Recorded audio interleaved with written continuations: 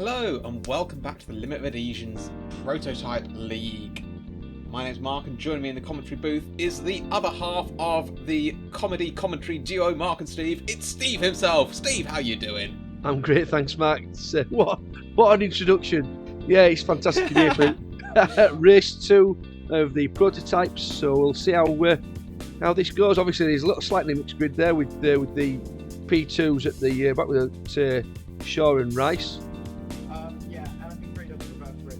So, yeah, we look like we do not have the reverse grid, unfortunately. The driver's getting on the comms on the radio and chatting about how much our resident house elf has messed up, like he usually does with these races, let's be honest. I don't think we've had a single one of these races that's been set up the way it was intended, but... Dobby does it again. He does indeed, but you know what, I think we can forgive him. Yeah, we'll let him off this time. I think we're on about a B minus now. So just to recap from the previous race, we've got Afonso Aguiar who won the LMP2 class, and it was Mark Zeff who won by quite a long way in the LMP3 class, and Afonso Aguiar has taken the green flag. We are racing once again at Spa. Looks to be fairly tame under braking into the first corner. Sorry, Steve. No, I'm just going to say he stretched his legs as he come out of that last corner there and absolutely gone for it. He has indeed. And in the LMP3, it looked like Winslade was giving Zeff a good run for his money. As you see the cars rocketing past the camera and up through Eau Rouge. Here come the LMP3s with that very distinctive engine note. We saw two cars going side by side through Eau Rouge, which is very brave, as we see Bobby Crivelli on the inside of Chalcroft. Crivelli in the lead, and that's Stephen Maxwell spinning. He's going to have to wait there until the P3s come through as well. Yeah. Oh, that was close there. That was Innes who very nearly took out Maxwell. Of course, the issue with these LMP3 cars is because you sit on the other side of the car. These are right-hand drive cars, these are, so... yeah, all of these drivers coming around that corner would have been completely unsighted with a pillar in their way. Wouldn't have been able to see Maxwell at all. Yeah, so, it's difficult very to lucky see that.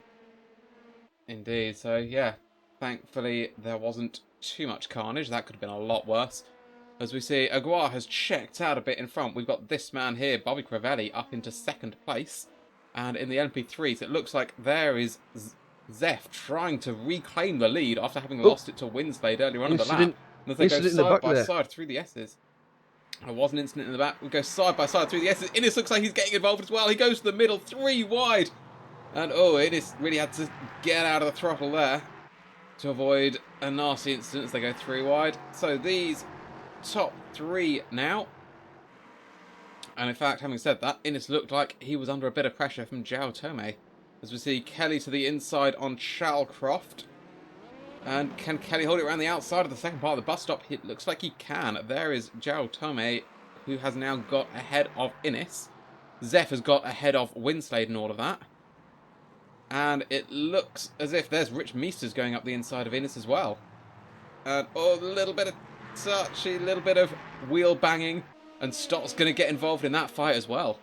Certainly not over. Disastrous first lap for Innes there, as we see Kelly touching the wall slightly, getting very jiggly, and here is a replay of what happened. And that was Pepper on that first lap. Yeah, that was Pepper running into Russell Bright, or the opposite way around. Sent Russell obviously off on the right hand side there, and this is Pepper. Oh, a little bump. Oh, big accident. Ooh, that was a big accident. It was a shame for Bright earlier on. There's not really an awful lot he could do, given that he had a stationary Maxwell on the apex, and that's Innes and Stott going side by side through Eau Rouge. Innes gets forced a little bit over the curb. Stott runs a little bit wide. Both make it through the corner successfully.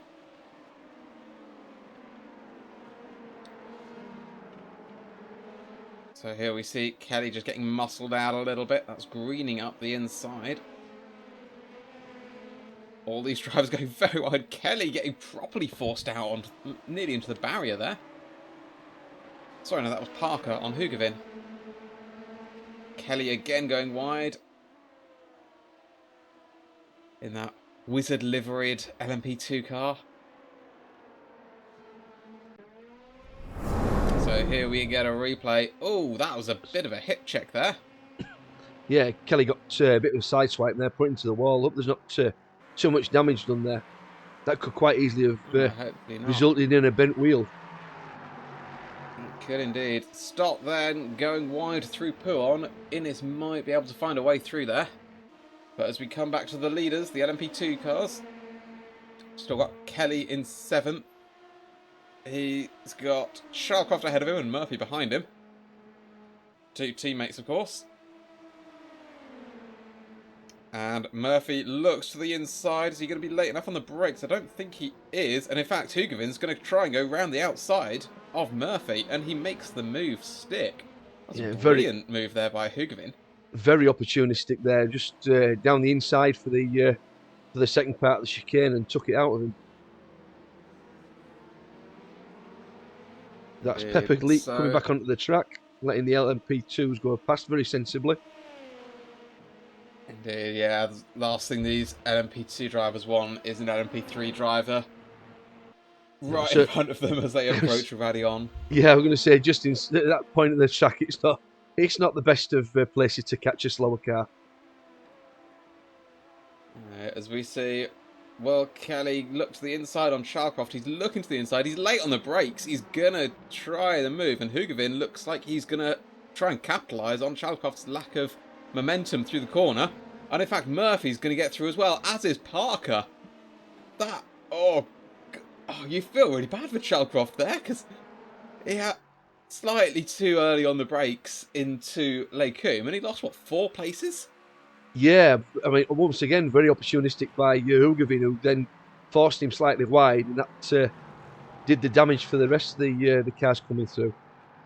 And that's Zhao Tomei going through, passing, is it Rich Meesters and Stott? And then Sam Stott. And again, we saw Meesters just get sort of muscled out of the way by Stott there. Yeah, it's easy to sort of like have your vision just impaired slightly, especially in these cars. You don't know where they are, and obviously he's aired on the side of caution, and Zhao Tomei has taken advantage of that. Indeed, as we see, that was Kelly going slightly too wide and losing a place to Hugavin, and looks like he might lose that position to Murphy as well. We'll see as they come under brakes for the bus stop. They remain as they were. Hugavin ahead of Kelly, ahead of Murphy. Hugavin starting to break away from the few guys behind him a little bit. He's going to have eyes forwards on to Stephen Greening. And that is Shaw trying to go up the inside of Chalcroft as well. Yeah, Chalcroft unfortunately has had a rather disastrous couple of laps. Well, having said that, he is in the slipstream of Shaw, so we'll see if he can get back past on the run down to Lake Coombe, down the Kemmel Straight. He's very close here. Hopefully the camera sticks with him. And yet we see there in the background, there is Chalcroft. Shaw takes that defensive inside line, so we see a pass position up ahead between Murphy and Kelly. Although Kelly's just got back past. And Shaw remains ahead of Chalcroft, Steve. He does, yeah. That's he just showed the grunt of the P2 coming up that back straight there, up the Kemmel Straight, and obviously Dan Shaw would have had the slipstream from the cars in front. So yeah, it was going to be a tough pass, but I'm sure Ben will be trying again on the next lap. Indeed, of course, we are now halfway through this race, so there's not an awful lot of laps in which to get a move done now.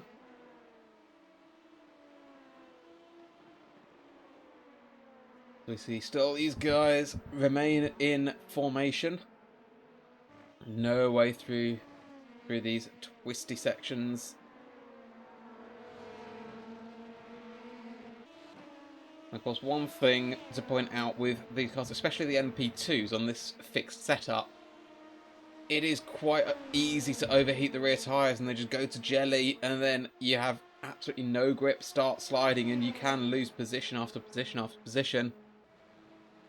As we see, there is Parker defending the inside for Murphy, although Parker then decides, nope, I don't want the inside. You can have it, mate. Oh, And then, oh, contact. that's late on the brakes and a lock-up, and that is contact indeed. Yeah, That's I think. unfortunate for Parker there, getting spun round. Yeah, I As we think see a Parker. Was replay. this? That's David Lugakeki fighting Michael Messenger. And Messenger winning in that particular battle. And here is a replay. That is Murphy late on the brakes, locked the front tyres, and just tapped Parker on the rear. Yeah, I think Parker would have been better sticking to the inside and defending and trying to keep the position from there rather than giving the opportunity to the other car to come down the inside. Yes, indeed, hindsight is a wonderful thing. It's wonderful, yeah, especially on a video like this. It's great. It is. So we have here Gligakeki still fighting Messenger, and now Messenger's teammate Greening is right there to keep him company. And in fact, Greening has just got past Messenger. Messenger did try for the old cutback on Gligakeki, but it didn't quite work out for him, and he lost a bit too much momentum and allowed Greening past. So that is a pass for position. So third, fourth, and fifth now reads Lugakeki from Greening from Messenger, and Hugavin right there in the background is not giving up. He's caught up to these guys. He has, yeah, and he's a fairly much a specialist in the LMP2s as well. So it'll be interesting to see if he can get past Messenger and then work his way through to the front. Yes, I think, well, Hugavin, he is Formula 3 champion, I believe, in the limited adhesion. I think he is, yeah. And yeah, as you say, he's not so much an LMP2 specialist. I'd say he's generally a prototype specialist because he's absolutely rapid in the GTPs as well. Yeah, I'd say that, yeah. With the endurance races, he specialises in the GTPs and the LMP2s. So, yeah, it's fairly much in his ballpark of doing really well. So we'll see now. Although, having said that, the one thing that I can be sure of with Hugavin is that you put him in pretty much any car and he'll be quick. And having Yeah, said it's that, very true. I can see on the timing screens that he's just got past Messenger as well. Although Messenger has now headed to the pit lane, so I'm not sure if there was a little bit of contact. As we see Joao Tomei still trying to get past Winslade. This is the battle for second position, with Mark Zeff 3 seconds up the road, having an absolutely fantastic weekend. To be honest, he's just getting his head down and getting on with it, to be honest. Yeah, that's it. Once again, it's just a case of keeping it straight and having putting in the lap times and results will come. And Mark's obviously clicked with the racetrack and the car, and that's what he's doing. He's at 3.5 seconds clear of Winslade in second now, so it's just about keeping it straight and true. Indeed, as we see here, this battle still raging between Shaw and Chalcroft. Shaw now has lost the toe, so will be more vulnerable. And here is the battle for second in LMP3. Winslade still defending so well from Joao Tomei. These engines sound fantastic, don't they? They really do, yeah. Proper nice screaming American-style V8 engine. Yeah. We just saw in the background there at the first corner, Meester's just slightly running wide. Almost about braked himself slightly. So there is Zeff in the lead. Winslade and Tomei now side by side. Winslade on the inside line for the upcoming right-hander, who will be late on the brakes. Tomei looks like he was slightly late on the brakes. Can he hang it around the outside, which becomes the inside for the next corner? He's not got the move done, and the next move is a right-hander. He will have the outside line and no way through there. No, well defended by Winslade there. Definitely, and you can start to tell from the body language of Tomei's car that he feels like he's quicker. He's desperate to try and get the move done, but he's just not able to make that move stick. Yeah, that's it. But once again, it's all about respect and not taking the other driver off and giving them a chance to defend as well, which is great to see. Indeed, so Tomei continuing to put Winslade under enormous pressure, But Winslade with an absolutely fantastic drive so far, not buckling under that pressure. As we see now, we've only got a couple of minutes left, so we'll probably get maybe 2 more laps in. Might even be 1 lap, to be honest, depending on where... In fact, no, the LMP2s are past the finish line, so we should get this lap and... Yes, we should get the 2 more laps for the LMP3s. LMP2s will have the lap that they are on plus 1 more. If my mental maths is correct, which it probably isn't. Tomei now still looking to get past Winslade. Winslade defends the inside line once again. No way through. Can Tomei get a better exit here? Not good enough. Looked like a slightly better exit, but it's a relatively short run down to La Source. Yeah, it's all about setting up the run down through Eau Rouge and the Kemmel Straight now to see if we can get past under braking at the top at Lecumbe. Indeed, so Tomei will be in the slipstream. Is he close enough? He'll definitely be getting a bit of the tow. I don't know if he's going to be close enough to get the move completed. He should probably pull alongside, but Winslade will probably stick to that inside line as we see him doing. He leaves a little bit of room, and I thought Tomei was going to go for the dive bomb there on the inside, but he thought better of it and decided to survive to fight another day. That was a bit of a tease from Gareth there to leave the door slightly ajar and tempt Zhao to come through it. Indeed, yeah.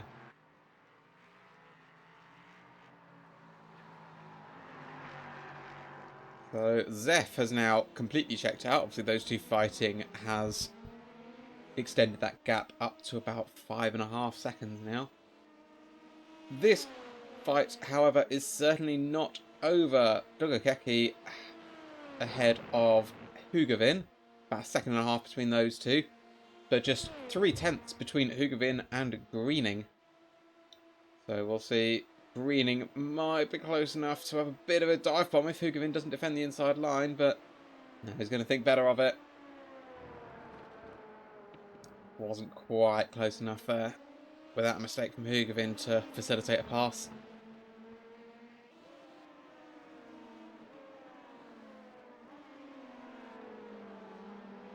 Greeny again, just looking to the inside line, just trying to make Hugavin's mirrors full. But again, Hugavin not buckling under pressure. No, it's going to take a monumental effort from here to get past. But obviously, you can't rule anything out with Stephen Green. Obviously, he's a champion himself, so yeah, it's going to be interesting to see this last little bit where it stands. Indeed, so we've got probably a lap left. We have run out of time now.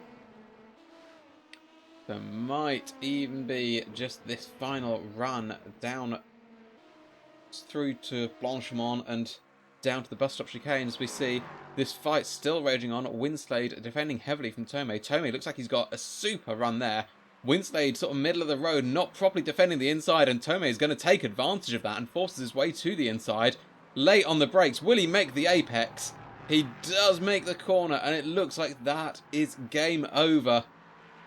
That position then going into the hands of Tomei. Yeah, once again, Gareth. Sorry, my apologies, Mark. Once again, we have the end of the race. We do indeed. I was just going to mention that the LMP2s have finished, so Aguiar won that one from Gravelli and Dugakeki. Meanwhile, this man here, Mark Zeph, is got 2 corners left to go before the end of the race. And there we go. So, we should get confirmation there of race 2 results. Why don't you take us through those, Steve? No problem at all, Mark. Your results for the for race 2 on the are as follows: Afonso Aguiar, he wins, followed by Bobby Crivelli and David Dlugokeki, bringing up the 3rd place for the podiums. Then Murrin Hugavin, Stephen Greening, Gavin Kelly My apologies for that. And also on the LMP3s, we have Mark Zeff taking the win, Gareth Winslade second, and Zhao Tomi third, Rich Meesters fourth, Mark Innes fifth, Russell Bright sixth, Steve Pepper in seventh, and Sam Stott in eighth. My apologies for the quick disappearance of the LMP2 drivers. Quite alright, Steve. And so we should get teams champions. Confirmation of drivers and teams championship standings. Yeah. So drivers championship. LMP2 we have David Duglicki, followed by Stephen Maxwell, Mike Murphy, Gavin Kelly, Merrin Rugavin, Michael Messenger, Afonso Aguiar, Bobby Crivelli, Stephen Greening, Ben Chalcroft, James Renwick, Don Parker, Dan Shaw, Nick Simone, and Dan Rice. Bring up the rear for LMP2s. Let's see if we get the LMP3s next. Here we go, LMP3s, Xiao Tomi on top with 130 points, followed by Rich Meesters in the Cool Camel Silver, Tom Malarin, Mark Zeff, Gareth Winslade, Steve Pepper there. In 6th, Sam Stott 7th, Russell Bright 8th, Ryan Suzuki 9th, Mark Innes 10th, Oliver Walker, Philip Miles, Stephen McCann, and James Pepper on 10 points, bringing up the rear in the Cool Camel Gold. Thanks for that, Steve. So yeah, LMP2 Championship, Duglicki with already a pretty commanding lead there, about 60 odd points ahead of his rival. Yeah, and here we see the LMP2 teams. Once again, Wizards on top, Black Sapphire with 169 points, but only 2 points clear at the moment of RaceGitter.de. They're followed by Minardi RR, Risky Racing, Wizards, Fire Ruby in 5th, I think it is, and LMP3s. Once again, Wizards on top, Green Emerald, followed by Cool Camel Silver, No Slots No Glory, Cool Camel Gold, QRS, Wizards Blue Topaz, and Minardi Americas. Some fantastic racing and great results there. There was indeed. Well, thank you very much for tuning in and watching. Next up, we have Magny-Cours. So thank you very much for watching. Mine has been Mark, and joining me has been Steve. Yep, thanks Mark. It's been a fantastic race, couple of races there, and we'll look forward to Magny-Cours. Brilliant racing. Thanks. Bye. Bye-bye.